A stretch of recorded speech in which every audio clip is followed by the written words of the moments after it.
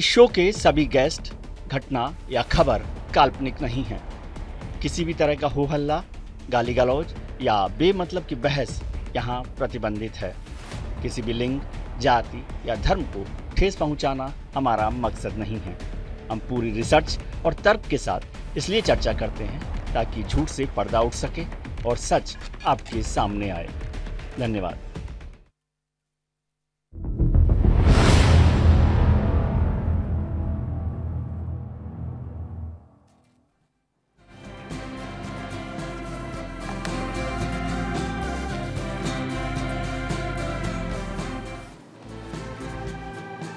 Superhit film guide का एक dialogue याद आ रहा आज।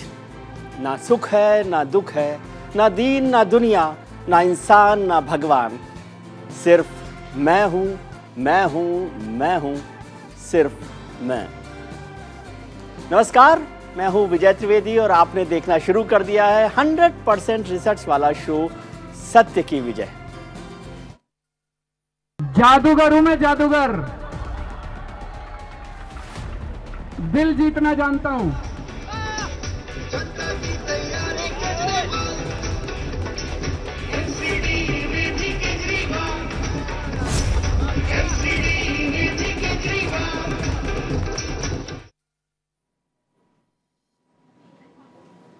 दिल्ली की छोटी सरकार में आम आदमी पार्टी ने बीजेपी के पिछले 1.5 दशक यानी 15 साल की बादशाहत को खत्म कर दिया। अरविंद केजरीवाल के आंधी में भारतीय जनता पार्टी का दुर्ग ध्वस्त हो गया है। हालांकि दोनों पार्टियों में कांटे की टक्कर चली। शुरुआत में कभी आम आदमी पार्टी आगे निकल जाती तो कभी भारतीय जनता पार्टी को बढ़त मिल जाती। आखिर में आम आदमी पार्टी ने बहुमत का आंकड़ा पार कर लिया, लेकिन बीजेपी और आम आदमी पार्टी की इस टक्कर में कांग्रेस काफी पीछे छूट गई। खैर, इस पर चर्चा करेंगे, पर अभी सबसे पहले आपको चुनावी नतीजा बताते हैं कि एमसीडी में क्या रहा कुल मिलाकर। एमसीडी में आपकी छाप। दिल्ली के एमसीडी चुनाव में 15 साल बाद भारतीय जनता पार्टी को मात मिली है। 15 साल से लगातार भारतीय जनता पार्टी वहां थी, आम आदमी पार्टी ने उसको खत्म कर दिया।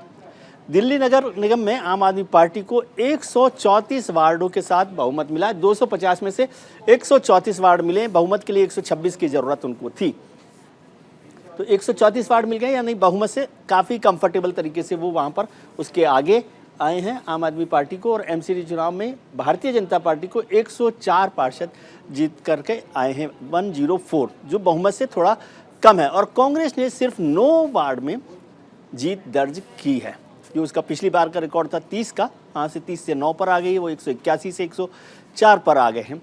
आम आदमी पार्टी को इसमें 42.5% वोट मिले हैं जो एमसीडी के चुनाव हुए उसमें, और भारतीय जनता पार्टी को 39%, कांग्रेस को 12% और अन्य को 7% वोट मिले हैं। 42% वोट मिले हैं। बीजेपी का भी वोट परसेंटेज कम नहीं हुआ है, बल्कि 1% वोट बढ़ा है तो भारतीय जनता पार्टी का, लेकिन सीट कन्वर्जन में उनका नुकसान काफ़ी हो गया है कि वो 181 से 104 पर पहुँच गए, लेकिन वोट परसेंटेज में कोई बड़ा नुकसान उनको नहीं हुआ। दिल्ली नगर निगम चुनावों के नतीजों में सबसे ज़्यादा नज़र ऐसे उम्मीदवारों पर है जिन्होंने बड़े वार्डों से चुनाव लड़ा। बड़े वार्डों का मतलब ऐसी सीटों से है जहां आम आदमी पार्टी, भारतीय जनता पार्टी या कांग्रेस के नामचीन नेता रहते हैं। तो चलिए आपको कुछ ऐसे ही वार्ड्स के बारे में बताते हैं। ये देखिए हाल दिल्ली के दिग्गजों का हाल क्या है। उप मुख्यमंत्री हैं मनीष सिसोदिया, सरकार में मंत्री हैं सत्येंद्र जैन। उन दोनों के क्षेत्र में आपको झटका मिला। जो उनके विधानसभा क्षेत्र हैं उनमें दोनों में आम आदमी पार्टी को नुकसान हुआ है। सत्येंद्र जैन के इलाके में आम आदमी पार्टी को एक भी सीट नहीं मिली। वहाँ पर 3 वार्ड हैं, तीनों वार्ड में जो है आम आदमी पार्टी का सफाया वहाँ पर हो गया। मनीष सिसोदिया के क्षेत्र में भी भारतीय जनता पार्टी जीती। वहाँ पर 4 में से 3 वार्ड में नुकसान हो गया है उनको। अमानतुल्लाह खान का एक बड़ा नाम आपने सुना था, आम आदमी पार्टी के बड़े बयान देने वाले लोगों में से, उनका भी वहाँ पर उनके इलाके में भी आपका सफाया हो गया है।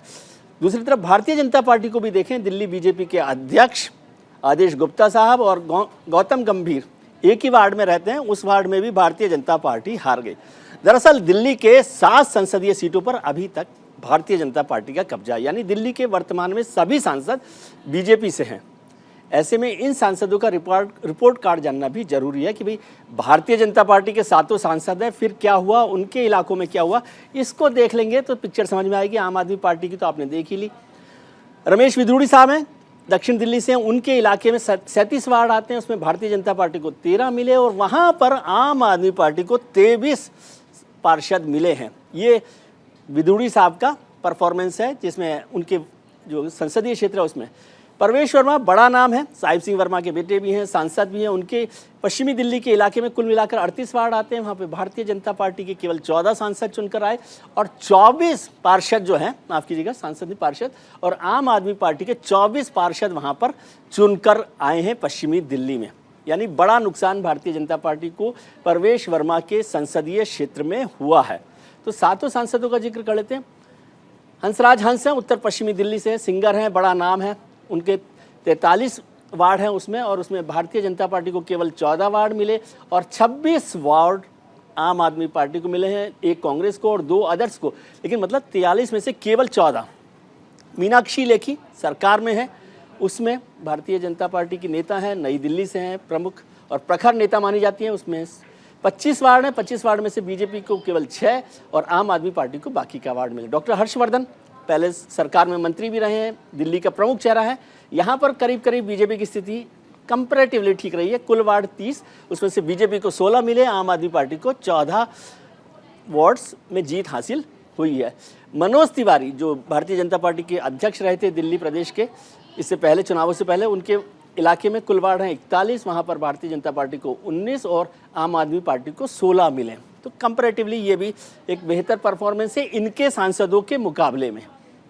यहाँ पर कांग्रेस को भी 4 सीट मिल गई है और 1 अदर मिली है। तो गौतम गंभीर जो क्रिकेटर भी हैं, बड़ा नाम है, पूर्वी दिल्ली से सांसद हैं, कुल वार्ड वहाँ पर 36 हैं, वहाँ भारतीय जनता पार्टी को 22 मिली हैं और आम आदमी पार्टी को 11 मिले हैं। तो देखा जाए तो गौतम गंभीर एक ऐसे सांसद हैं भारतीय जनता पार्टी का जिनका परफॉर्मेंस कंपैरेटिवली सबसे बेहतर रहा है एमसीडी के चुनाव में, जहाँ पर 36 में से 22 वार्ड जो है भारतीय जनता पार्टी ने जीते हैं और 11 आपने जीते हैं और 3 कांग्रेस ने। एमसीडी चुनाव में आपकी सबसे चर्चित उम्मीदवार एक रही बॉबी जो हैं, किन्नर हैं, उन्होंने जीत हासिल की है सुल्तानपुरी ए वार्ड से। वहाँ से वो चुनाव लड़ रही थी और पिछली बार भी उन्होंने चुनाव लड़ा था निर्दलीय के तौर पर, लेकिन पिछली बार नहीं जीत पाई थी। इस बार आम आदमी पार्टी ने उनको टिकट दिया और वो जीत गई हैं। एमसीडी की अकेली किन्नर वार्ड मेंबर होंगी बॉबी, उनको हमारी तरफ से बहुत शुभकामनाएं। ये आप इसका जिक्र कर सकते हैं, ये बॉबी हैं, एमसीडी में पहली बार ट्रांसजेंडर की एंट्री हुई है आम आदमी पार्टी की तरफ से। सुल्तानपुरी ए से वो चुनी गई हैं वार्ड मेंबर। पिछली बार 2017 में भी वो निर्दलीय के तौर पर चुनाव लड़ी थी, लेकिन उस वक्त उनको जीत हासिल नहीं हुई थी। और ये सुल्तानपुरी ए जो वार्ड नंबर 43 है, वहाँ से बॉबी जीती हैं। अरविंद केजरीवाल की पार्टी ने उनको यहाँ से टिकट दिया था। जीत के बाद दिल्ली के मुख्यमंत्री और उप मुख्यमंत्री ने क्या कुछ कहा, ये एक बार सुन लेते हैं, फिर बहस शुरू करेंगे, चर्चा शुरू करेंगे। सबको मिलके काम करना है, मेरी सबसे अपील है सभी कैंडिडेट से, सभी पार्टियों से, कि बस राजनीति आज तक की थी, आज तक जितनी राजनीति करनी थी कर ली, अब अपने को सबको मिलके काम करना है, सबको मिलके दिल्ली ठीक करनी है। इसमें मैं बीजेपी का भी सहयोग चाहता हूं, इसमें मैं कांग्रेस का भी सहयोग चाहता हूं, मैं सबका सहयोग चाहता हूं। सबके सहयोग से हम दिल्ली को ठीक करेंगे। ये सिर्फ जीत नहीं है, ये सिर्फ जीत नहीं है, बल्कि एक बहुत बड़ी जिम्मेदारी है। दिल्ली को साफ करने की जिम्मेदारी, दिल्ली को चमकाने की जिम्मेदारी, दिल्ली के एक एक गली को शानदार करने की जिम्मेदारी।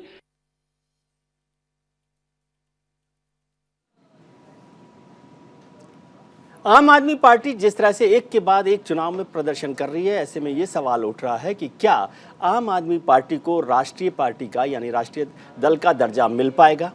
क्या डबल इंजन की सरकार से बेहतर होगी दिल्ली, यानी एमसीडी में भी अब आम आदमी पार्टी और दिल्ली सरकार में भी? क्या अब भी बीजेपी अपना मेयर बना सकती है, जिसकी चर्चा आज दिन भर होती रही कि भारतीय जनता पार्टी के नेता कहते रहे कि वो अपना मेयर बनाएंगे, लेकिन अब नतीजे बदल गए हैं, फिर भी सवाल ये बना हुआ है। आज इस सब मुद्दे पर चर्चा करने के लिए हमारे साथ जुड़ रहे हैं भारतीय जनता पार्टी के प्रवक्ता वरिष्ठ नेता विनीत गोयनका साहब, आम आदमी पार्टी के सांसद संजय सिंह भी हमारे साथ जुड़ेंगे, वरिष्ठ पत्रकार हरि कुमार साहब भी हमारे साथ हैं, मेरे मित्र हैं, और राजनीतिक विश्लेषक कार्तिकेय बत्रा भी हमारे साथ जुड़ रहे हैं। आप सबका बहुत बहुत स्वागत है। विनीत जी, पहले आपसे राय लेना, टिप्पणी लेना चाहता हूं, इन चुनावों के नतीजे को आप कैसे देखते हैं? आपको राम राम और आपके सभी दर्शकों को भी राम राम, मेरे को पैनलिस्ट को भी राम राम। देखिए, भारतीय जनता पार्टी ने अपने 2017 के जो मेहनत थी उससे ज्यादा वोट शेयर मिला है और मुझे सभी मतदाताओं का धन्यवाद देने का मन कर रहा है जी। आम आदमी पार्टी क्योंकि नंबर ऑफ सीट ज्यादा लाई तो उसको भी कांग्रेचुलेशन, उनको भी हमने बधाई देनी चाहिए कि आज उनकी जीत हुई है। परंतु एक बात जो देखने लायक है कि हमारा वोट शेयर 36 से 39 होने पर भी हमारे नंबर ऑफ सीट्स कम क्यों होते हैं? उसके दो कारण है कि एक है कांग्रेस के जो वोट शेयर है वो ड्रास्टिकली कम हो जाते हैं, बहुत ज्यादा कम हो, इसके कारण जो हमारे पास केवल 3% आया कांग्रेस का, बाकी का जो है वो आम आदमी पार्टी। एक बात। दूसरी बात यह है कि जो 300 वोट्स के नीचे के जो सीट्स है कि जहाँ पे मार्जिन जो है वो 300 वोट से कम है, वहाँ पे काफी सारा खेल हुआ है और 30 सीट के करीब मुझे लगता है उसके अंदर है। लेकिन उसमें से 17 सीटें आपको मिली है सर। हाँ, बाकी के 13 हमने लूज 30 में से 17 जो है भारतीय जनता पार्टी को मिली है। तो सोचिए यदि वो आम आदमी पार्टी को मिल जाती तो क्या होता? अगर 13 हमको मिल जाती तो कितना बढ़िया होता। तो मैं उस तरह से देखता हूँ कि 13 हमको मिल जाते। ठीक है, तो एक बात है। लेकिन एक है कि इस इलेक्शन में कुछ बातें हुई है जो आपने भी कही, लेकिन मैं फिर से दोहराना चाहूंगा अगर आप मुझे 20-25 सेकंड दे तो जी। एक नंबर बात यह है कि इस इलेक्शन में दिल्ली के वोटरों ने करप्शन को रिजेक्ट किया जी। अब आप सिसोदिया जी का इलाका देखिए, 3 सीट वो हारे आम आदमी वाले। सत्येंद्र जैन जो हवाला के इसमें जुल्म में जेल में है, मसाज में उनको हमने देखा था, उनके यहाँ पे 4 में से 3 सीट वो हार गए जी। कैलाश गहलोत जो कि लिकर गेट घोटाले में है, उसमें वहां पे 3 सीट जो है भारतीय जनता पार्टी जीती, यानी तीनों में से दिल्ली के वोटर ने करप्शन को रिजेक्ट किया है जी। दूसरी बात, जो राइट्स करने वाले दंगाई जो थे अमानतुल्ला खान और ताहिर हुसैन, उनके यहाँ पे भी हार हुई है। तो दिल्ली के वोटर ने एक चीज तो दिखाया कि आप अगर धर्म के नाम पर जाना चाहोगे, दंगा करना चाहोगे तो आपको हम वोट नहीं करेंगे। मुझे उसकी खुशी है जी। हाँ, कुछ जगह पे हम हारे हैं जहां नहीं हारने चाहिए थे, जहां हमारा अच्छा खासा वोट शेयर था, वो चिंता का विषय और हम चिंतन कर रहे हैं। आज भी चिंतन किया और हम लोग लगातार करते हैं। अगर हम जीत जाते पूरी तब भी हम चिंतन करते हैं, लेकिन ये चिंतन करने की बात है। विनीत जी, आपने जो जिक्र किया आम आदमी पार्टी के नेताओं को, वो हमने अपने ग्राफिक्स में भी उसका जिक्र किया शुरुआत में, लेकिन आप थोड़ा सा मिस करके उस समय शायद चाय पी रहे होंगे कि जो भारतीय जनता पार्टी के 7 सांसद हैं उनकी परफॉर्मेंस का भी जिक्र मैंने किया है, जिसमें आप देख रहे हैं परवेश वर्मा साहब के 38 में से केवल भारतीय जनता पार्टी को 14 सीटें मिली, 24 में हार गए हैं आप। मीनाक्षी लेखी केंद्र में मंत्री हैं, उनकी 25 सीटें, उसमें से खाली 5 सीटें भारतीय जनता पार्टी को मिली है। हंसराज हंस जो हैं उनकी 43 सीटें हैं, उसमें से 14 सीटें भारतीय जनता पार्टी को मिली। बाकी 7 का भी हाल यही है, लेकिन ये वर्स्ट परफॉर्मर हैं। अब इनको भ्रष्टाचार की वजह से रिजेक्ट किया, परफॉर्मेंस की वजह से रिजेक्ट किया, ये आप करें, लेकिन आपने इनका जिक्र नहीं किया। मैंने कहा शायद आपने देखा नहीं होगा हमारा ग्राफिक, तो मैंने याद दिला दूं आपको। दिल्ली एक सिटी स्टेट होने के कारण यहाँ पे 2 तरह के मेयर होते हैं। एक जो असेंबली में जीत के जाता है उसको मुख्यमंत्री कहा जाता है, और दूसरा जो जीत कर एमसीडी में आता है उसको मेयर कहा जाता है। अदरवाइज ये सिटी है तो ये दोनों मेयर जैसे होते हैं, महापौर जैसे होते हैं। तो इसका जो कंपैरिजन है वो हमने असेंबली से करना ठीक रहेगा। अगर हमने इसको लोकसभा से किया तो उसके दुरावा, क्योंकि लोकसभा बड़ा क्षेत्र हो जाता है। मतलब आप संतुष्ट हैं कि भाई ठीक रहा, 181 से 104 पर आ गए तो आप खुश हैं? आप खुश तो हम खुश? नहीं, मैं खुश नहीं। मैंने जैसे पहले कहा कि आत्मचिंतन का विषय है कि हमारे नंबर्स क्यों कम हुए, क्या हमने क्या किया। जो कांग्रेस के जो सीट जो शेयर थे वोट के, वो आम आदमी पार्टी के पास गया, हमारे पास क्यों नहीं आया। जबकि मुस्लिम्स ने रिजेक्ट किया है आम आदमी पार्टी को, जबकि दलितों ने रिजेक्ट किया। ये हमको दिखता है क्लियरली कि उनका रिजेक्शन है। उनका जो पहले प्रो मुस्लिम अप्रोच था, उसके बाद में उनका जो टालमोल था, पहले राम उनके साथ, नानी जी ने मना किया था कि राम के साथ में जाना, बाद में तीर्थ यात्रा भी कर। आपके चारों मुस्लिम कैंडिडेट हार गए, उसको आप रिजेक्शन नहीं मानते? नहीं, देखिए ऐसा है हमारा जो, अच्छा, आप समझते हैं कि मुसलमान आपको वोट देते ही नहीं? नहीं, मैं मेरी बात पूरी कर लेता हूँ विजय जी। मैं जानता हूँ आप में से बहुत सीनियर है, मैं तो बचपन से आपको देखते आया हूँ। जब मैं हाफ पैंट पहनता तब से मैं आपको देखते आया हूँ, आपसे काफी कुछ सीखता भी हूँ। लेकिन आपको एक बात बताऊं, मुस्लिम ब्रदर्स जो है वो हमको क्यों पसंद करते हैं और क्यों देते हैं? क्योंकि भारतीय जनता पार्टी कंसिस्टेंटली एक बात कहते हैं, हमारा अप्रोच, हमारा कैरेक्टर, हमारा फिलोसॉफी और हमारा प्रोग्राम ये जग जाहिर है, उसमें दोहरापन नहीं है। लेकिन आप आम आदमी पार्टी को देखिए, केजरीवाल जी की नानी ने उनको मना किया था कि अयोध्या जाइए, उसके बाद में वो तीर्थ यात्रा भी करने लगे। कहीं पे तो उन्होंने फिर गणेश जी और लक्ष्मी विनीत जी जी, इस पर चर्चा करेंगे हम, है ना। हमारे दो और पैनलिस्ट हैं, उनसे भी एक बार चर्चा कर लेते हैं, फिर इस पर पूरी चर्चा करेंगे जो आप कह रहे हैं आम आदमी पार्टी की, उसमें कोई परेशानी नहीं है। हरि कुमार साहब हमारे साथ जुड़े हुए वरिष्ठ पत्रकार हैं, मेरे मित्र हैं, मेरे सीनियर हैं, और उनको मैंने इसलिए याद किया कि उनके साथ ये झगड़े की शुरुआत हुई। उन्होंने एक अपने अखबार में दिल्ली से बहुत दूर एक बड़ी खबर छाप दी दिल्ली सरकार के स्कूलों को अच्छी रिपोर्ट करके, और उससे एक बड़ा बखेड़ा हुआ। मुझे पता नहीं कि उसका रिजल्ट पर असर पड़ा है कि नहीं पड़ा है। सर, आप कैसे देख रहे हैं इस परफॉर्मेंस को? सभी को नमस्कार, विजय जी आपको भी नमस्कार। हमको तो ये रिजल्ट विजय जी बहुत टाइट लग रहा है जी। आम आदमी पार्टी की जीत हुई है, उनको 134 सीटें मिली हैं। बीजेपी की हार जरूर हुई है, लेकिन बीजेपी को सीटें अच्छी खासी हैं, 100 से ऊपर 104 हैं जी। तो अब इतने क्लोज नंबर्स में एक तो सदन को चलाना जो है वो काफी मुश्किल हो जाएगा, इतना आसान नहीं होगा जिस तरीके से अब जैसे आप असेंबली को चला लेते हैं तो कम से कम सदन को, एमसीडी के सदन को आप उस तरीके से चला नहीं पाएंगे। अब आगे आने वाले एक साल में लोकसभा के चुनाव से पहले आम आदमी पार्टी की कोशिश ये होगी कि एमसीडी में कोई अच्छा काम करके दिखाएं और फिर उसके बाद में लोकसभा के इलेक्शन में ताल ठोके। बीजेपी की कोशिश ये होगी कि भी ये इस तरह का अपना उस तरह का काम न कर पाए, वो उनके कामों में अड़चन लगाएगी या जो भी होगा, मतलब जो अपोजिशन का काम होता है वो करेंगे। तो अब इस दोनों के द्वंद में कौन जीतेगा ये बड़ा दिलचस्प होगा देखने वाला। अब एक तो नंबर में काफी गैप नहीं है, मतलब 134 और 104 में बहुत ज्यादा गैप नहीं है, 9 कांग्रेस के पास है और 2 या 3 इंडिपेंडेंट है। तो वो अच्छा, अब इसमें एमसी सदन में कोई वो जो उधर डिफेक्शन वाला जो लॉ है वो तो एंटी डिफेक्शन लॉ तो चलता नहीं है, कौन किसको वोट कर दे, मेयर किसका बने, क्या बने, कैसे बने, सारी चीजें देखने वाली होंगी। उसके बाद में एमसीडी को चलाने में, कमिश्नर को अपॉइंट करने में, विनीत जी की पार्टी इतनी साफ राजनीति करती है, उसमें आप डिफेक्शन पे कहाँ आ गए? अभी उनकी इच्छा ही नहीं है, ऐसा करते हैं क्या वो? नहीं, वो जब उनका चांस आएगा विनीत जी का वो बताएंगे। तो अब एमसीडी के जो टॉप के अधिकारी उनका जो अपॉइंटमेंट है वो होम मिनिस्ट्री, उसमें काफी दखलंदाजी रहती है। अब अगर आम आदमी पार्टी ने जो लोगों को प्रॉमिस किया है कि वो एमसीडी की सड़कें साफ करके दिखाएंगे, वो उनके स्कूल को बेहतर करके दिखाएंगे, वो सफाई करके दिखाएंगे, उनके अस्पताल को बेहतर तरीके से चला के दिखाएंगे और कूड़े के पहाड़ को कम करेंगे। अब इस आने वाले एक साल में इस काम को कर पाएंगे कि नहीं कर पाएंगे देखने वाली बात। अगर वो कर पाएंगे तो बड़ी मजबूती से ताल ठोकेंगे लोकसभा के इलेक्शन में, अगर वो नहीं कर पाएंगे तो बीजेपी कहेगी भी आपको तो मौका मिला था, आपने तो कुछ करके नहीं दिखाया। तो एक कश्मकश जो है ये मतलब काफी तेजी से बढ़ेगी। अब बीजेपी को इनको आम आदमी पार्टी को अनुभव है इन सब चीजों को इंप्रूव करने का। इन्होंने अपने असेंबली के इलेक्शन में और जो दिल्ली स्टेट है जो उनके अधिकार क्षेत्र में चीजें आती है उनको करके दिखाया है। अब ये एनसीटी में उस काम को कर पाएंगे कि नहीं कर पाएंगे, काफी हिमालयन टास्क है, कुछ ये तो आप देखेंगे हम। हाँ ठीक है कार्तिकेय, वो देखने वाली बात जी। कार्तिकेय, कल भी आपसे चर्चा कर रहे थे, तो आज मैं एग्जिट पोल पे चर्चा नहीं कर रहा। एग्जिट पोल का तो जो नतीजा आया और आज आया कितना गलत सही उस पर हम चर्चा नहीं कर रहे। आज आप कैसे एनालाइज कर रहे हैं इस इलेक्शन को? जी विजय जी, इस इलेक्शन में जैसा कि अभी हमारे बीजेपी के प्रवक्ता बता रहे थे कि आम आदमी पार्टी को बहुत सारा कांग्रेस का वोट शिफ्ट हुआ है जी। और आम आदमी पार्टी जो 2017 में एमसीडी का चुनाव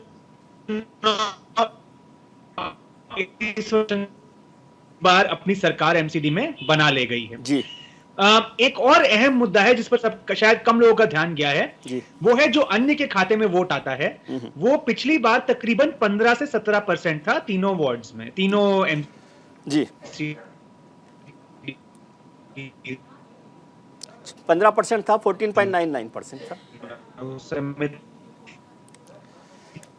वो कांग्रेस के खाते से नहीं आया है, वो तकरीबन सारा का सारा वो उस अन्य के खाते से फ्लोटिंग वोटर आया है।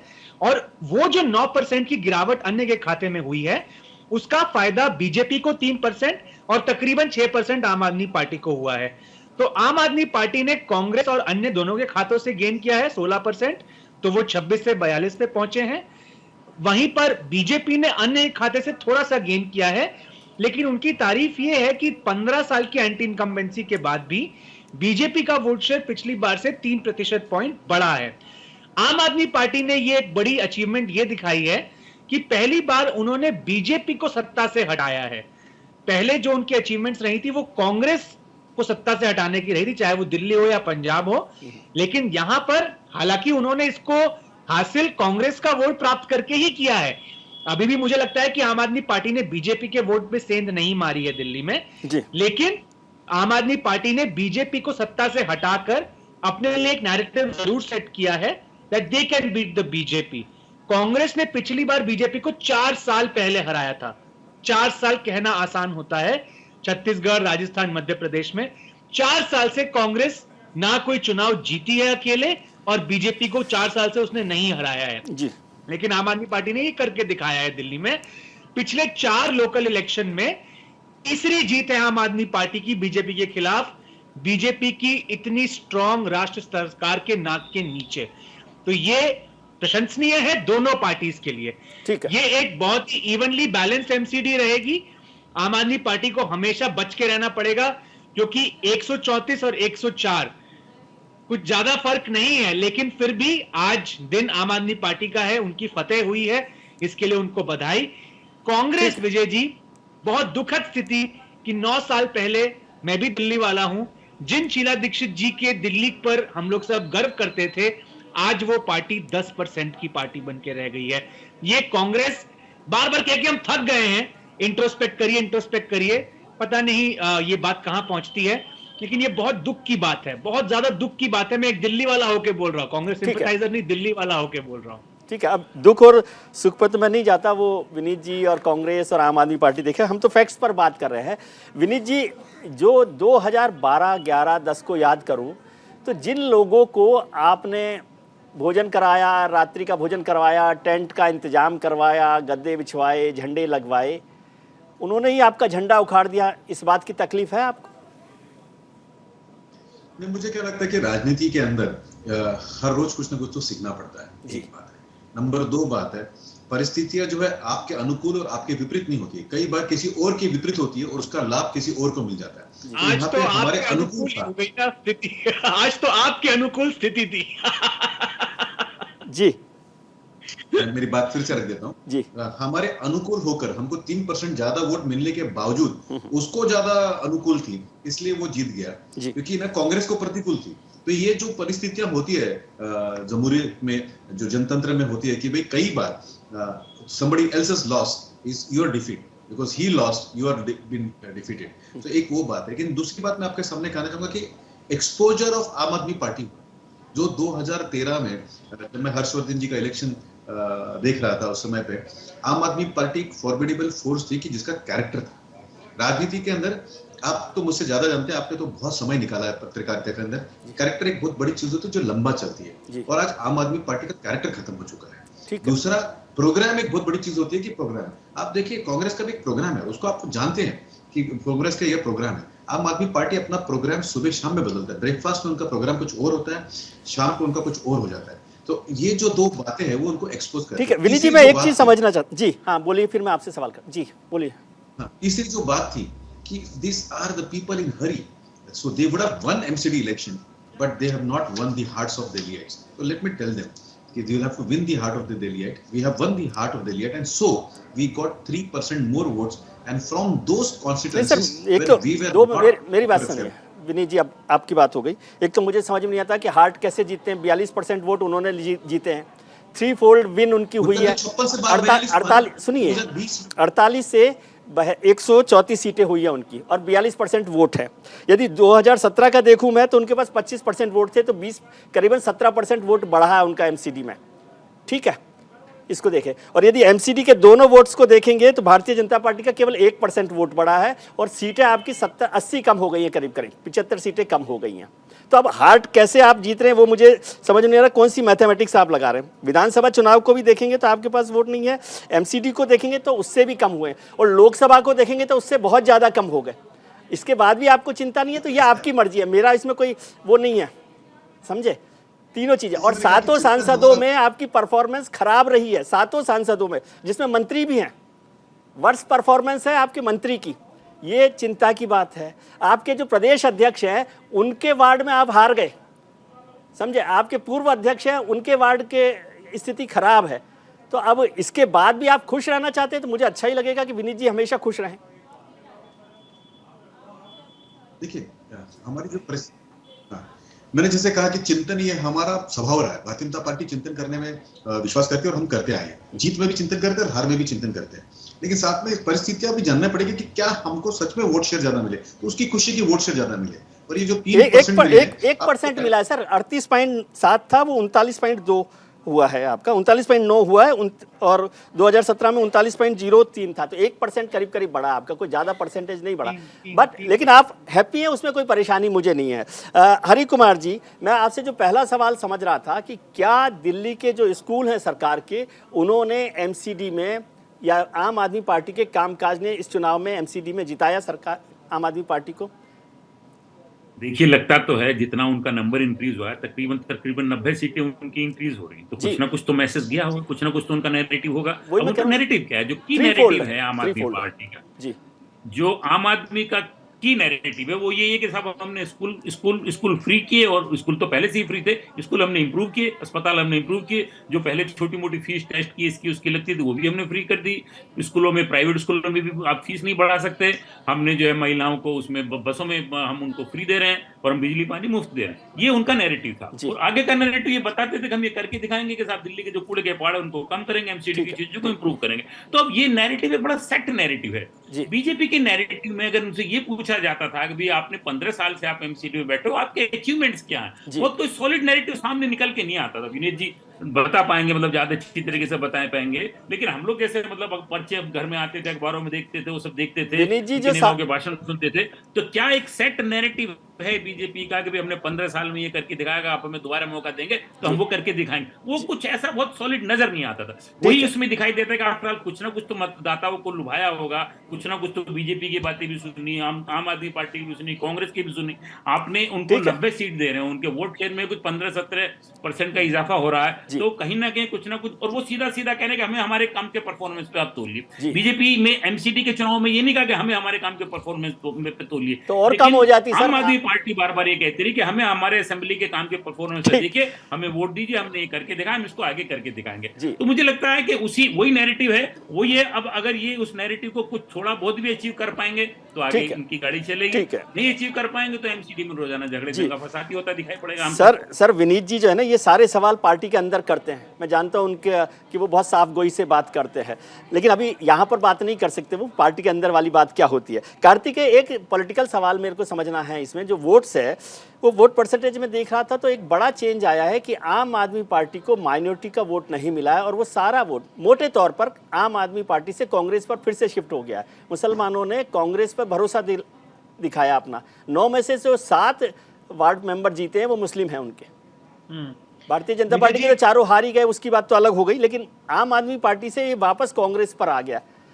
विजय जी, मैं आपको पहले करेक्ट करूंगा कि बीजेपी में बढ़ोतरी 3% पॉइंट की हुई है, 36 से 39 पे गए हैं, वो 1% नहीं है, 3% की बढ़ोतरी हुई है। अच्छा, दूसरी बात, आपने बहुत अहम सवाल पूछा, तो हमने जब एनालिसिस किया तो ऐसी 8 सीटें हैं दिल्ली की विधानसभा में जहां मुस्लिम डोमिनेट करते हैं पॉपुलेशन और वहां पर उनकी मेजॉरिटी है, तो उन सीटों में 32 वार्ड हैं। उन 32 वार्ड में आम आदमी पार्टी को केवल 14 वार्ड मिले हैं, 11 वार्ड मिले हैं बीजेपी को, और कांग्रेस की जो 9 आई हैं उसमें से 6 वार्ड कांग्रेस को वहां से मिले हैं। तो अब पहला आकलन यही हो सकता है साफ साफ कि माइनॉरिटी वोट कहीं ना कहीं आम आदमी पार्टी से थोड़ा सा नाराज दिख रहा है जी, ऐसा हो सकता है। लेकिन एमसीडी का चुनाव है विजय जी, हाइपर लोकल चुनाव है, कैंडिडेट्स पर बहुत कुछ निर्भर करता है। ऐसा हो सकता है ये कैंडिडेट सिलेक्शन की बात हो, तो इस वजह से जब तक हमारे पास फाइनल वोट शेयर नहीं आ जाते हम नहीं समझ पाएंगे कि वोट में सेंध लगी है या एक तरफा वोट गया है। तो इस वजह से मैं अभी इस पर अपना जजमेंट रिजर्व करूंगा, लेकिन जो अभी तक रुझान आए हैं उसमें दिखता है कि आम आदमी पार्टी का एक प्रॉब्लम शायद शुरू हो रहा है, जो उनका एम्बिवेलेंस रहा है कि इधर भी नहीं उधर भी नहीं कुछ मुद्दों पर, शायद उसकी वजह से। मैं आपकी एक और बात पर कुछ कहना चाहूंगा कि देखिए, कल और आज के चुनाव में हम एक फर्क देखेंगे, दोनों गुजरात में और दिल्ली एमसीडी में एंटी इनकम्बेंसी बीजेपी के खिलाफ है। गुजरात 27 साल, दिल्ली 15 साल। अरे यार दोनों ही कल सुबह की नींद अभी क्यों उड़ा रहे हो विनीत जी की? दोनों ही चुनाव नहीं, ये अच्छी बात होगी कल सुबह के लिए। दोनों ही चुनाव में बीजेपी की स्टेट यूनिट जानती थी अपने रिकॉर्ड पे जाएंगे तो हार जाएंगे, तो दोनों चुनाव को नेशनल एक फ्लेवर देने की कोशिश की गई, मोदी जी का चेहरा रखकर एंटी इनकम्बेंसी को निगेट करने की कोशिश की गई। लेकिन सर एमसीडी में तो प्रधानमंत्री आए नहीं थे चुनाव प्रचार के लिए। लेकिन आप देखिए कितने सारे मुख्यमंत्री आए, 6 मुख्यमंत्री आप पूरे देश से घुमा रहे हैं। हेमंत बिस्वा शर्मा असम से आके दिल्ली में प्रचार कर रहे हैं। तो मैं ये कहने की कोशिश कर रहा हूं कि आप जब नेशनल लीडरशिप प्रोजेक्ट करेंगे लोकल इलेक्शन में, ये स्ट्रैटेजी थी। फर्क क्या है गुजरात और दिल्ली में? दिल्ली में एक लोकल लीडर है जो उस चुनाव को नेशनल होने से रोकने के लिए लोकल मुद्दों पे नीचे ले आएगा। ठीक है। गुजरात में कांग्रेस के पास ऐसा चेहरा नहीं है और आम आदमी पार्टी वो संगठन अभी नहीं बन पाई है। तो आज जो स्ट्रैटेजी बीजेपी की आपको कम सक्सेसफुल होती हुई दिख रही है, कल सुबह मेरा ये मानना है वही स्ट्रैटेजी सक्सेसफुल होती है आपको दिखेगी। ठीक है। फर्क तो इस पर यही होगा कि विपक्ष की जो प्रवृत्ति है दोनों राज्यों में वो बहुत अलग है। ये बात ठीक है। हम इस पर चर्चा आगे चलाएंगे, विनीत जी को बात करूंगा मैं, लेकिन एक सवाल जो हमारा आज का सवाल है कि क्या डबल इंजन की सरकार से दिल्ली बेहतर होगी, ये एक आज का हमारा सवाल है। आप अपनी राय हमें ट्विटर पर हाँ या ना में दे सकते हैं। हमारा ट्विटर हैंडल है @newsindia247। इसका नतीजा हम आपको शो के आखिर में दिखाएंगे कि क्या डबल इंजन से दिल्ली में बेहतर काम हो पाएगा। गोयनका साहब, विनीत जी, डबल इंजन की सरकार भारतीय जनता पार्टी देश भर में अलग अलग राज्यों में चलाती रही है और आपने कहा, प्रधानमंत्री जी भी बार बार कहते हैं कि डबल इंजन से बेहतर काम होगा। अब दिल्ली में डबल इंजन की सरकार आम आदमी पार्टी की हो गई है, ब्रांड नया है, नए तरीके का इंजन है। क्या आपको लगता है कि इससे बेहतर काम हो पाएगा? देखिए, उम्मीद तो वही है। अगर वो करेंगे तो उनको बड़ा मुबारक होगा, उनके लिए भी अच्छा होगा और देश के लिए भी अच्छा होगा। आप और मैं पॉजिटिव इंसान होने के कारण कई बार डिफरेंसेस होने के बावजूद हम उसके अंदर पॉजिटिविटी देखते हैं। तो अगर उन्होंने दिल्ली में अच्छा काम किया तो सभी के लिए अच्छा होगा, नागरिकों के लिए अच्छा होगा और उनके लिए भी अच्छा होगा। परंतु उनका जो स्वभाव है कि बोलना एक और करना अलग है, वो जो स्वभाव है वो आपको भी पता है, मुझे भी पता है। तो कई बार क्या होता है कि आप इलेक्शन हारते हैं लेकिन जीतने वाले का स्वभाव जो है उसको दूर लंबे तौर पे हरा देता है। तो ये अरविंद जी का स्वभाव रहा है कि वो क्लेम करते हैं कि यमुना में आपको साथ में जाके डुबकी लगाऊंगा, नहाऊंगा। ये क्लेम उन्होंने 7 साल से करते आए हैं। पोल्यूशन हम जब आएंगे पंजाब में तो तुरंत 100 दिन में ठीक कर देंगे, लेकिन पोल्यूशन ठीक नहीं होता है, ये उनका स्वभाव है। लेकिन इस पे आप कन्विंस क्यों नहीं कर पाए वोटर को? इस बात पे कन्विंस क्यों नहीं कर पाए? मैं आपकी बात मान भी लूं तो कन्विंस क्यों नहीं किया आपने? और हरि कुमार जी तो उलट बात कह रहे हैं सर। आज का हुक्म जो है सर, हरि कुमार जी उलट बात कह रहे हैं आपकी बात से कि बीजेपी ने अपनी परफॉर्मेंस पर वोट नहीं मांगा, आम आदमी पार्टी ने अपनी परफॉर्मेंस पर वोट मांगा। देखिए, आज का जो हुक्म है जनता का वो सर आंखों के ऊपर है। हम हमारा इंट्रोस्पेक्शन करेंगे कि क्या कम हुआ, लेकिन सच्चाई तो दूर नहीं है। सच्चाई तो ये है कि उन्होंने कभी काम नहीं किया, हमने काम किया हुआ है। उन्होंने एमसीडी को सफोकेट किया, पगार नहीं देनी। आपकी आवाज म्यूट हो गई है सर। विनीत जी, आपकी आवाज थोड़ा सा म्यूट हो गई है, मुझे लगता है आवाज नहीं मिल पा रही आपकी। हेलो जी, हाँ आप बोलिए। नहीं, शायद म्यूट है आप, आवाज आपकी नहीं मिल पा रही है मुझे आपकी। एक बार देखना पीसीआर विनीत जी को। हरी साहब, आपसे समझना चाहता हूं, क्या ये परफॉर्मेंस का वोट नहीं है?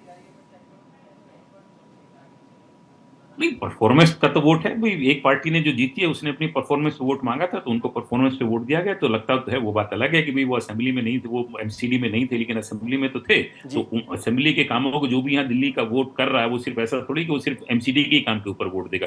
उसने एमसीडी के काम के ऊपर भी वोट दिया और जो दिल्ली सरकार का काम है उसके ऊपर भी वोट दिया।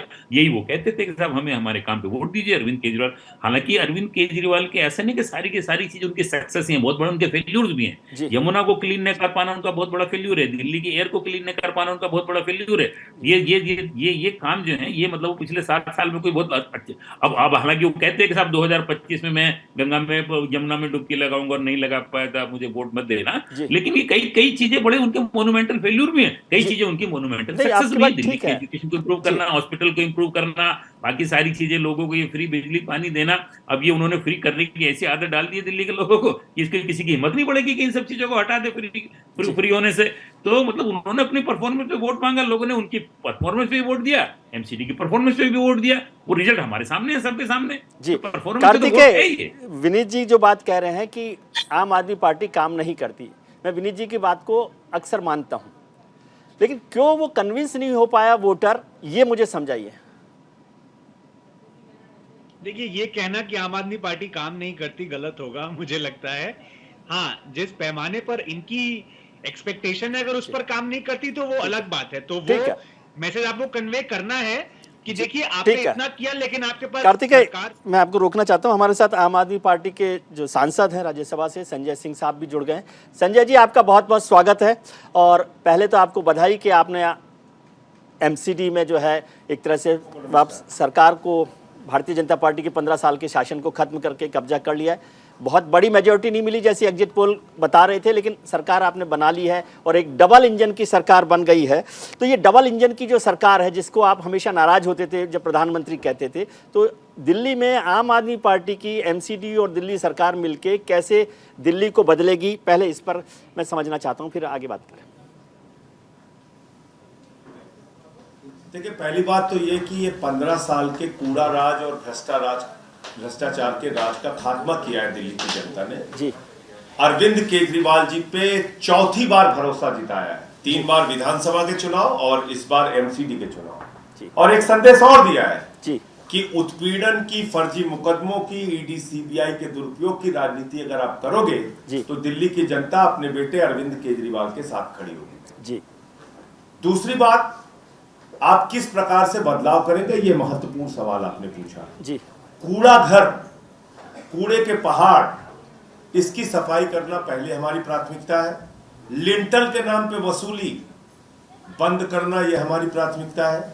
एमसीडी के स्कूल और एमसीडी के अस्पताल, उसको ठीक करना हमारी प्राथमिकता है। एमसीडी के पार्कों का सौंदर्यीकरण, उसको सही कर। तो ऐसे तमाम मुद्दे हैं जो एमसीडी के जरिए जिसका समाधान हो सकता है और आने वाले दिनों में आपको तस्वीर बदलते हुए दिखेगी। वैसे ही जिस तरीके से स्कूल और अस्पताल पे हमने दिल्ली सरकार की ओर से काम किया। सर, अभी नतीजों के बाद भारतीय जनता पार्टी ने कहा कि दिल्ली की जनता ने आम आदमी पार्टी के भ्रष्टाचार को नकार दिया है, क्योंकि आपकी सरकार में जो 2 मंत्री हैं, उप मुख्यमंत्री हैं मनीष सिसोदिया जी, उनके वार्ड में आम आदमी पार्टी हार गई। सत्येंद्र जैन साहब हैं, उनके में पार्टी हार गई। कैलाश जी के भी हार गई है। गोपाल राय जी में भी बहुत अच्छा परफॉर्मेंस नहीं है। और ये राजेश जी के, गहलोत साहब के भी उस पर नहीं है। और आतिशी, जिनको चर्चा हो रही है कि उनको मेयर बनाएंगे या बड़ी लीडर हैं, उनके में भी तीनों की तीनों सीटें हार गई। तो बीजेपी का कहना है कि भारतीय जनता पार्टी का जो एक पूरा मूवमेंट था, कैंपेन था कि आम आदमी पार्टी का भ्रष्टाचार जो है उसके खिलाफ लड़ा जाए। तो आदेश गुप्ता के विधानसभा क्षेत्र में सारी सीटें बीजेपी हार गई जी। जितने भी सांसद थे उनके संसदीय क्षेत्र में बीजेपी हार गई जी। तो अगर अलग अलग चुनाव का मूल्यांकन अलग ढंग से होना चाहिए और ओवरऑल विक्ट्री मायने रखती है। अगर आप ये मूल्यांकन करेंगे विजय जी तो प्रधानमंत्री नरेंद्र मोदी जी के संसदीय क्षेत्र में जी एमएलसी के चुनाव में भारतीय जनता पार्टी बुरी तरीके से हार गई जी। कैंटोनमेंट का इलेक्शन जो वाराणसी बोर्ड का होता है, कैंट बोर्ड का जो इलेक्शन होता है, उसमें पूरी तरीके से हार गई बीजेपी। राजनाथ सिंह जी के क्षेत्र में, लखनऊ में कैंट के चुनाव में हार गई।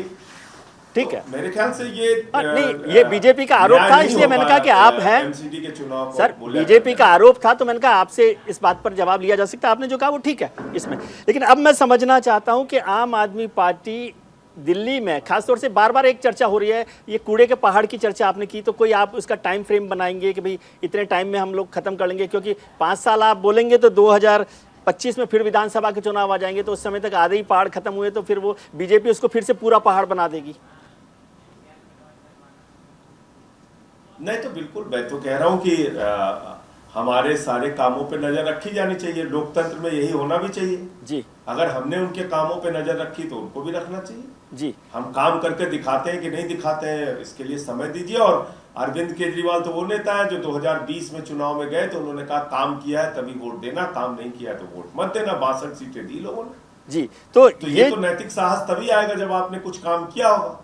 बिल्कुल बिल्कुल ठीक बात है। तो और आप बताइए कि जेपी नड्डा जी लगे, 17 केंद्रीय मंत्री लगे, 400 सांसद लगे, 8 मुख्यमंत्री लगे, तो सर इसमें इतनी बुरी बात शक्ति क्या के है? साथ इसको राष्ट्रीय महत्व का चुनाव भारतीय जनता पार्टी ने बनाया। अब इसमें बुरी बात नहीं, क्या? नहीं, उनके मैं पास बुरा नहीं मान रहा हूं। उनके पास 7 मुख्यमंत्री हैं, मैं आपके पास 2 थे, 2 लगे हुए थे। आपके पास 2 थे, 2 लगे हुए थे, उनके पास 7 थे, 7 लगा दिए। हमारे 2 कहां लगे हुए थे? हमारे तो एक गुजरात में लगे हुए थे जी। हमारे एक गुजरात में लगे हुए थे, एक मुख्यमंत्री जी भी गुजरात थे, यहाँ कम समय दे पाए। लेकिन बावजूद इसके जी। अरविंद केजरीवाल जी के लिए दिल्ली की जनता ने अपार समर्थन और वोट दिया। मैं ये कहना चाहता हूं जी कि अहंकार की राजनीति चलती नहीं जी। पार्लियामेंट में मुझे आज भी याद है, पूरी बीजेपी की फौज जी। हंसी थी हमारे जी। ऊपर, ठहाके लगाए थे, और गृह मंत्री अमित शाह जी ने कहा था 6 महीने बाद 2-2 हाथ कर लेंगे जी। तो आज जनता ने फैसला सुना दिया। जनता मालिक होती है लोकतंत्र में विजय जी। ये इस प्रकार की अहंकार की भाषा और फर्जी मुकदमे और ईडी सीबीआई का दुरुपयोग करके आप लंबे समय तक राजनीति नहीं कर सकते। जी, जैसे आज मुख्यमंत्री जी ने कहा, अरविंद केजरीवाल साहब ने भाषण जब दिया जीत के बाद, तो उन्होंने बड़ी अच्छी बात कही कि हम सबके साथ आगे के चैनल पे बस भी जाना बस एक सवाल आपसे समझ रहा हूं कि सबके साथ मिलकर आप सरकार चलाएंगे, तो मुझे लगता है कि आप तो अहंकार की राजनीति नहीं करेंगे। लेकिन संजय सिंह जी के होने का फायदा मैं ये उठाना चाहता हूं कि मेयर का नाम तो बताते जाइए, फिर आप जाइएगा। नहीं, वो तो पार्टी तय करेगी, मैं अकेले, मेरा कोई इतना अधिकार नहीं है कि मैं इस पे कुछ बोलूं। पार्टी इस पे तय करेगी, आपको पता चल जाएगा। चलिए, और जल्दी इस पे फैसला लेंगे। ठीक है, बहुत बधाई आपको, बहुत शुभकामनाएं कल के चुनाव नतीजों के लिए भी, कि गुजरात और हिमाचल के लिए भी। बहुत धन्यवाद आपका। ये थे संजय सिंह जी, जो आम आदमी पार्टी के सांसद हैं, राज्यसभा से सांसद हैं और पूरे इलेक्शन स्ट्रेटेजी में काम करते हैं। विनीत जी, आपके सारे सवालों को मैंने कोशिश की कि संजय सिंह जी से पूछ लें, आपने उनका जवाब सुन लिया। अब आप इस पर कोई कमेंट करना चाहते हैं? उनके पास वक्त बहुत कम था, इसलिए मैंने कहा उनको 3 मिनट एक बार सीधा पूछ लिया जाए। जी, आपने अच्छा किया, उन्होंने एक जवाब दिया जिससे मुझे केजरीवाल जी जनता मालिक होती है, जबकि हमने देखा जी। हम मालिक हो। आपकी आवाज़ नहीं मिल पा रही है मुझे, थोड़ा सा इनकी आवाज़ देखिए विनीत जी की।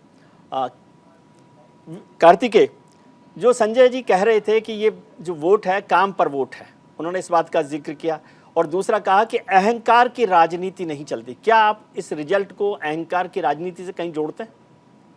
देखिए, ये तो पॉलिटिकल कटाक्ष है, मैं इसमें नहीं पढ़ना चाहूंगा, लेकिन ये जरूर है कि बीजेपी का जो तंत्र है इस समय चुनाव का, जो उनके पास संसाधन है, उसके सामने एक आम आदमी पार्टी जैसे पॉलिटिकल स्टार्टअप जिसको मैं मानता हूं, उसका जीतना जरूर एक बड़ी बात है। इसमें कोई छोटी बात नहीं है। अहंकार वाला जो शब्द यूज कर रहे हैं वो मैं यूज नहीं कर सकता, क्योंकि मैंने आम आदमी पार्टी का नेता मैं नहीं हूं, ना मैंने बीच से 2-2 हाथ किए हैं। लेकिन एक बड़ी अचीवमेंट है, और जरूर ये बात सच है कि भारतीय एक हिस्ट्री रही है विजय जी, कि जब जब पावर एक्सेस में हुई है तो वोटर्स ने उसको बैलेंस करने के लिए मैंडेट्स दिए हैं। लेकिन अक्सर कार्तिकेय, आप अक्सर जब इलेक्शन एनालिसिस करते हैं तो आप ये कहते हैं कि जो डेवलपमेंट है या काम जो है वो इलेक्शन नतीजों पर असर नहीं डालता, और इसलिए पॉलिटिकल पार्टी चुनाव के आते आते किसी और इश्यूज पे चल जाती हैं। और जब आम आदमी पार्टी कहती है कि ये काम के चुनाव का नतीजा है, काम का नतीजा है ये चुनाव, आप इसको ठीक मानते हैं? मैं नहीं मानता विजय जी कि काम नहीं बोलता, डिलीवरी मैटर करती है, बहुत मैटर करती है। मुझे यह लगता है कि हर पॉलिटिकल पार्टी अपने वोटर को सेगमेंट करके स्ट्रेटेजी बनाती है। आप और हम मिडिल क्लास से आते हैं तो शायद हमको वो सुनाई देता है जो हम पे टारगेट किया जाता है, लेकिन जो व्यक्ति गांव में होता है, जिसको सिलेंडर मिला, जिसको घर मिला, जिसको टॉयलेट मिला, वो तो उसी पर वोट कर रहा है, वो डिलीवरी पर ही वोट कर रहा है। आप और मेरे जैसे व्यक्ति के मुद्दे अलग होंगे, हमको शायद वो मुद्दे इतना अपील ना करे, तो हमें आइडियोलॉजी जैसे एब्स्ट्रैक्ट मुद्दे दिए जाते हैं, तो क्या हम उन पर वोट करते हैं या नहीं, है ना? लेकिन मैं ये बात मानने से इनकार करता हूं कि डिलीवरी मैटर नहीं करती। और एमसीडी 15 साल की एंटी इनकम्बेंसी, कहीं ना कहीं कुछ ना कुछ चूक भाजपा ने भी करी है। मैं खुद दिल्ली वाला हूं, मैं फिर एक बार बोलता हूं, तो है एक असंतोष था, बट पिछली बार जो शायद होना चाहिए था वो एंटी इनकम्बेंसी के वोट के बंटवारे की वजह से नहीं हो पाया, जो इस बार हो गया, तो वो होना ही था। कांग्रेस उसको कैपिटलाइज नहीं कर पा रही, तो आम आदमी पार्टी ने कैपिटलाइज कर लिया। ठीक है, हरि कुमार जी के पास आऊं, लेकिन विनीत जी, यदि आपको मेरी आवाज मिल रही है और आपकी आवाज मुझे मिल जाए तो मैं आपसे, मेरी आवाज आ रही है आपको? जी, अब मिल रही है आपकी आवाज। तो अब मैं आपसे संजय जी ने जो कहा उस पर आपका जवाब चाहता हूँ। हाँ, संजय जी का और अरविंद केजरीवाल जी का डिफरेंस ऑफ ओपिनियन आज मुझे दिखाई दिया जी, क्योंकि मुझे याद आता है कि असेंबली में अरविंद केजरीवाल ने कहा था कि दिल्ली के मालिक वो है, आज संजय जी ने कहा कि वे दिल्ली के मालिक तो जनता है। तो ये उनका बेसिक जो है एकदम नहीं है। बट एनीवे, ये तो हंसी मजाक की बात है। सीरियस बात ये है कि आज वो जीते हैं, उनका दिन है, उनको मुबारक हो, और हम कोशिश करेंगे कि फिर से जनता के सामने जाएंगे, अपने प्रोग्राम्स को लेके जाएंगे, अपने कैरेक्टर को लेके जाएंगे। हमारे हार के बावजूद हमारा कैरेक्टर नहीं चेंज होगा, हमारे प्रोग्राम नहीं चेंज होगा, हमारे फिलोसफी नहीं चेंज होगी। लेकिन मेरा उनसे एक दरख्वास्त है कि जैसे हम यमुना के लिए 7 साल से तरस रहे हैं, वैसे फिर बाकी चीजों के लिए ना तरसाए। जी। हमको उसका राजनीतिक लाभ होगा, लेकिन हमको हमारी जिंदगी में नुकसान होगा, और मैं नहीं चाहता हूं कि राजनीतिक लाभ के लिए लोगों का नुकसान हो। तो अगर हमारा राजनीतिक लाभ भी नहीं हुआ तभी चलेगा, लेकिन लोगों का फायदा हो, वो यमुना पे काम करे, पोल्यूशन पे काम करे, कचरे का जो वहां पे जो गार्बेज का जो काम उन्होंने प्रॉमिस किया उसके ऊपर वो काम करे। जी सर, एक सवाल मैं जानना चाहता हूं, क्योंकि आपको मैं बहुत ईमानदार और साफगोई वाले नेताओं में से मानता हूं। पार्टी में आप क्या कहते हैं उसको छोड़ दीजिए, लेकिन क्या इस इलेक्शन को भारतीय जनता पार्टी ऐसे एनालाइज कर सकती है कि दिल्ली की जो लीडरशिप है वो कहीं मिसिंग है, या वो एक गड़बड़ रही जिसकी वजह से आप इसको पहुंचते फिनिशिंग लाइन से थोड़ा सा पहले आए हैं? मैं इसको बहुत बड़ी हार नहीं मान रहा, फिनिशिंग लाइन से थोड़ा। और जैसे आपने कहा कि जो 500 से कम वाले वोट थे, वो 12 सीटें आम आदमी पार्टी ने जीती, वो भी आपको मिल जाती तो बहुत करीब पहुंच जाते हैं। लीडरशिप क्राइसिस है दिल्ली में। मेरा दायित्व था कि मैं लोगों को टीवी चैनल्स के द्वारा अपनी बात और पार्टी की बात को रखूं। अगर मैं नहीं समझा पाया तो उसकी जवाबदारी मेरी है, मैं लूंगा उसकी जवाबदारी। पार्टी कलेक्टिवली काम करती है, हम सबके जीत होते हैं, हम सबकी हार होती है। अगर हार हुई है तो उसका इंट्रोस्पेक्शन होगा, लेकिन जैसे मैंने कहा कि हार नहीं है, नंबर ऑफ वोट्स बढ़े हैं, वोट परसेंटेज हरे हैं। कांग्रेस डिसिमेट होने के कारण जो हुआ है, इसके कारण हम किसी के सिर पे ठीकरा नहीं फोड़ना चाहेंगे। अगर मैं टीवी चैनल पे कन्विंस नहीं कर पाया एज ए स्पोक्स पर्सन, तो ये मेरी रिस्पॉन्सिबिलिटी है, ना कि किसी और की। हरि कुमार जी, ये बहुत अच्छी बात होती है राजनेताओं की, जब हार होती है तो कलेक्टिव हार होती है, और जीत होती है तो नेता की होती है।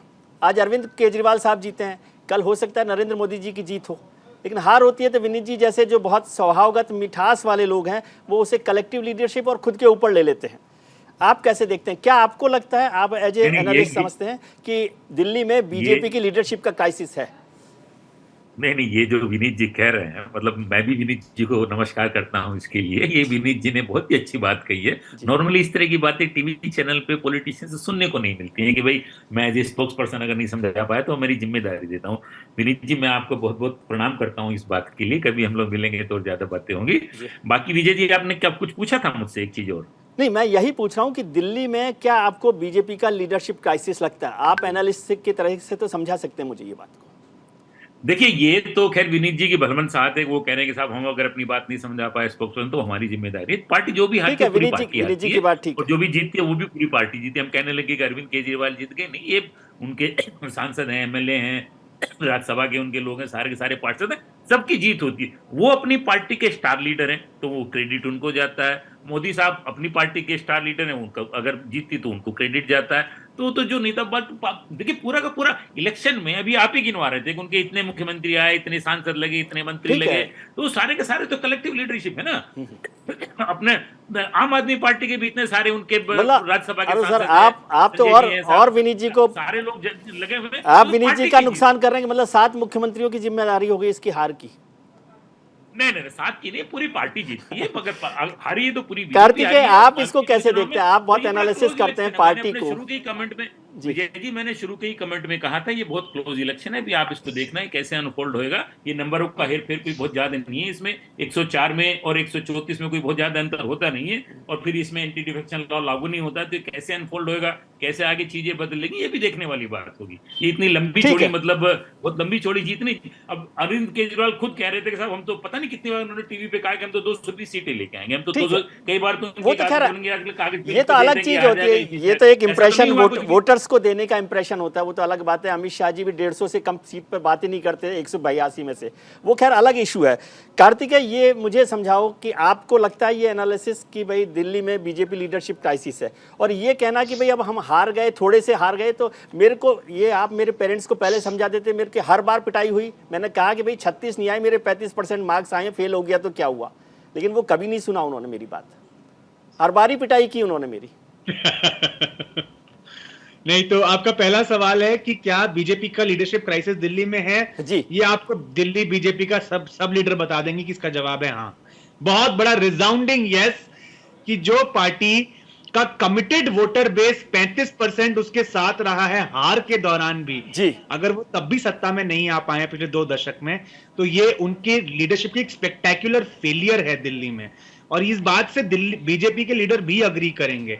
आपका दूसरा सवाल, आपने जो एनालॉजी दी उसमें मैं फंस गया, मैं समझ नहीं पाया, तो अगर आप उसको एक नहीं, मैं मोटे तौर पे ये सब नहीं, वो तो ये है कि ठीक है अब हारे नहीं है, अब बराबर पहुंचे हैं, फिनिशिंग लाइन पर पहुंच गए हैं, तो सब लोग तो पीटी उषा नहीं होते ना, जी रिकॉर्ड बदलते रहते हैं, जीतने वाले लोग सिकंदर होते हैं। लेकिन मैं बीजेपी को इसकी क्रेडिट देता हूं कि उन्होंने बहुत अच्छा परफॉर्म किया और 15 साल के उस पर ये सारा काम किया। लेकिन मैं समझ रहा था कि लीडरशिप अच्छी होती। हालांकि विनीत जी के ने बहुत बार कोशिश की है, इतने लीडर बदल दिए जितने तो मेरे को याद भी नहीं रहेगा कि मदन लाल खुराना के बाद हर्षवर्धन जी आए, साहिब सिंह जी आए, किरण बेदी आई, फिर विजय गोयल भी आए, फिर हमारे मनोज तिवारी साहब भी आए और आदेश गुप्ता जी भी आए। अब हर कोशिश तो विनीत जी ने कर ली। सुषमा स्वराज जी को मिस किया, सुषमा स्वराज भी आई थी, सतीश उपाध्याय जी भी आए बीच में जी। तो देखिए जी, सतीश उपाध्याय जी भी आए। तो मतलब बहुत लीडर पर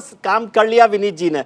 विनीत जी, क्या है, इतने सारे लीडर्स आपने बदल लिए, हर बार एक नए लीडर पर एक्सपेरिमेंट किया, बात बन क्यों नहीं रही? नहीं, अच्छी बात आपने कही है। हम व्यक्ति के ऊपर ध्यान नहीं देते। जैसे कहा कि भारतीय जनता पार्टी का स्वभाव है कि देखिए, अटल जी अध्यक्ष थे, राष्ट्रीय अध्यक्ष थे, अडवाणी जी आए, मुरली मनोहर जोशी जी आए, और उनके जो पोस्टर लगाते थे अमित भाई और नितिन जी और राजनाथ जी, वो भी फिर अध्यक्ष बने और उनके साथ में लीडरशिप में भी काम किया। मतलब एक पीढ़ी है, मेरी जैसी पीढ़ी है कि जो बहुत ही हम्बल बैकग्राउंड से आता है और जो पीछे बैठा हुआ था पोस्ट, मतलब हम सभा में पीछे बैठे थे, उनको सामने लाके आपके सामने बैठा दिया गया था। तो ये जो अपॉर्चुनिटी देती है भारतीय जनता पार्टी कई लोगों को, यही उसका सबसे ट्रू कलर है। और ये सबसे बड़ी बात है कि हमने वो हिम्मत है कि अलग अलग लोगों को हर बार लाके हम लीडरशिप में मल्टीपल लीडरशिप का प्रोजेक्ट लाते हैं। जबकि आम आदमी पार्टी देखिए या कांग्रेस देखिए, ये किसी एक व्यक्ति के एक घर की पार्टी होती है। तो मुझे गर्व होता है कि आज आदेश जी थे, उनके पहले सतीश भाई थे, उनके पहले मनोज भाई थे, उनके पहले कभी विजय जी थे। तो ये अलग अलग लोग हैं और अलग अलग लोग हैं, और इसीलिए भारतीय जनता पार्टी कार्तिक, वक्त बिल्कुल नहीं है थोड़ा सा, लेकिन आप कुछ कहना चाहते हैं, आप जोड़ दीजिए। विनीत जी के साथ तो चक्कर ये है कि डायबिटीज भी होने तो भी वो ऐसी जलेबी वाली बात करते हैं कि खाई लेने का मन करता है। नहीं, विनीत जी की बातों पे बहुत कुछ कहने का मन कर रहा है, बट कभी और करेंगे।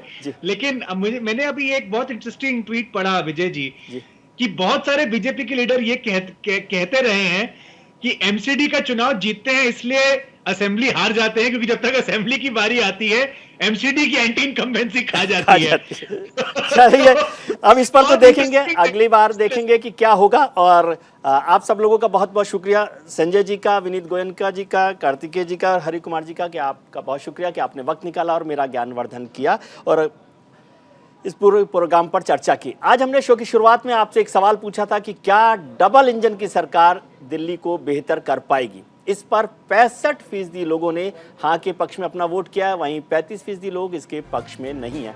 यानी 65% लोगों को लगता है कि अब शायद दिल्ली की स्थिति और बेहतर हो पाएगी। आज के कार्यक्रम में इतना ही। उम्मीद करता हूं कि आपका आने वाला कल आज से बेहतर हो। आप अपना ख्याल रखें और उनका ख्याल रखें जो आपका ख्याल रखते हैं। और कल सुबह 6 बजे हमसे मिलना मत भूलिएगा, क्योंकि कल एक और बड़े इलेक्शंस का नतीजा आने वाला है, गुजरात और हिमाचल। ईवीएम में क्या बंद है ये सुबह पता चलेगा। हमारे साथ रहेगा। बहुत शुक्रिया, नमस्कार।